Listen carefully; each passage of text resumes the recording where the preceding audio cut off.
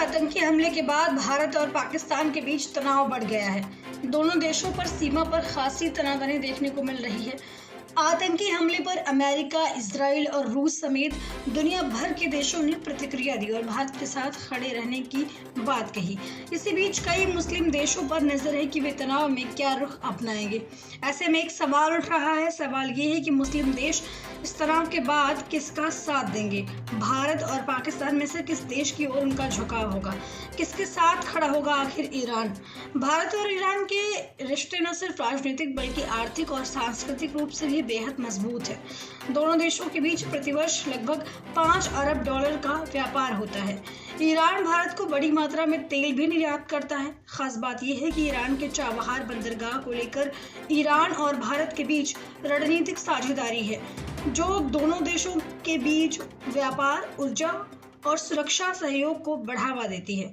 भारत ने चाबहार बंदरगाह के विकास के लिए वित्तीय सहायता और तकनीकी सहायता प्रदान की है, जिससे दोनों देशों के रिश्ते और ज्यादा मजबूत हुए हैं।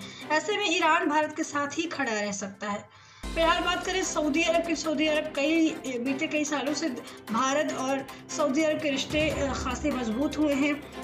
भारत और सऊदी अरब स्ट्रैटेजिक पार्टनर हैं। दोनों देशों के बीच व्यापार भी बड़े स्तर पर है। इसके अलावा भारत के हजारों कामगार सऊदी अरब में काम करते हैं।